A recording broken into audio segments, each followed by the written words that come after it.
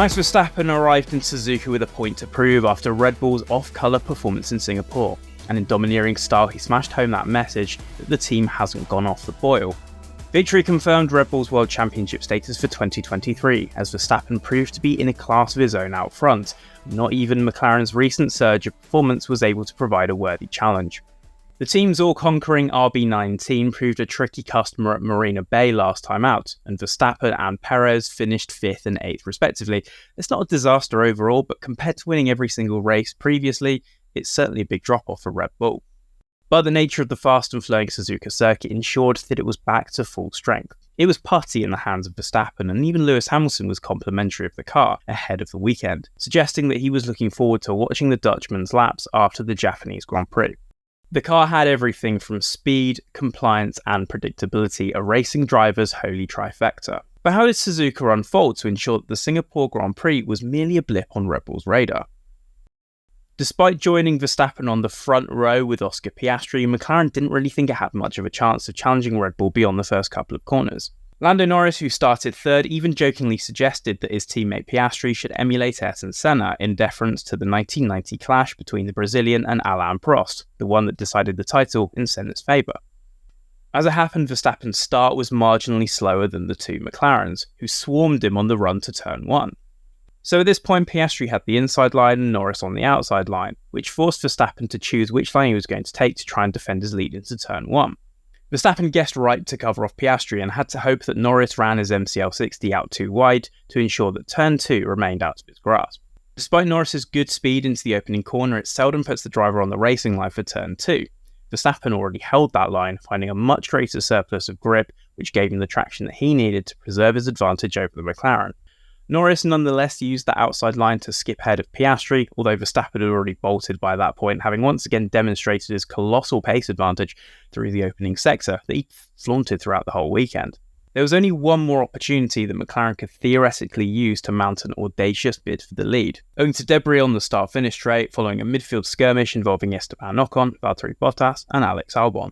But, as is customary, Verstappen had the restart licked. He compressed the field up to the Casio triangle, took the chicane as normal, and booted the throttle to wheel away from Norris with no recourse. He eased out of DRS range to put almost 2 seconds on the McLaren in the following 2 laps, as he attempted to build a lead that would be preserved through the pit stop phases. The high degradation present over the Suzuka weekend can be partially attributed to 3 things: the abrasive track surface, the high energy corners, and the high track temperatures that lightly sauteed the tyres.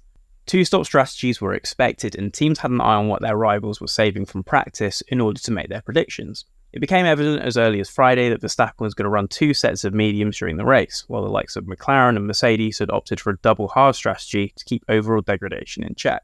Red Bull, however, could do pretty much whatever it pleased, given its deft touch on tyre life throughout the season so far. Verstappen's lead post-safety car was growing at around half a second a lap to keep Norris handily under control, but his teammate Sergio Perez's misfortune arguably helped to double Verstappen's 5-second advantage. After a dive bomb on Kevin Magnussen, Perez caused himself some damage, and the resulting debris produced the need for a virtual safety car. Perez's Red Bull was wounded, and Norris caught him as he was trundling around, but under virtual safety car conditions was unsure if he was allowed to pass the slow-moving number 11 car. Norris estimated that he lost about 10 seconds to Verstappen in that, although by the time the virtual safety car had shaken out, it was just about half of that. After his stop, Verstappen's relentless consistency was astounding. Every lap set between his outlap and the in-lap for his middle stint sat within a 0.602 second bracket. It was as if he had entered a state of being in which he could repeat the same lap on every single tour of one of the world's most challenging circuits. His team had given him a target to ensure that he preserved the tyres enough to make the stint work, and he complied with very few problems.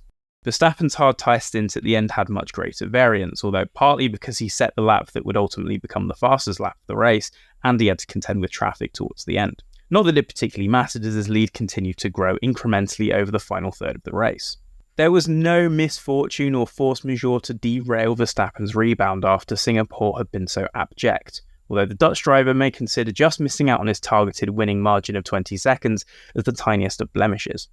His efforts to win and claim the fastest lap also sealed Red Bull's 6th Constructors' Championship, as the team only had to outscore Mercedes to be sure of chalking off its 2nd consecutive team's title. Team principal Christian Horner paid tribute to the Red Bull outfit, stating that its latest crown was testimony to all the men and women in the team that have worked tirelessly to produce a car as competitive as we've had.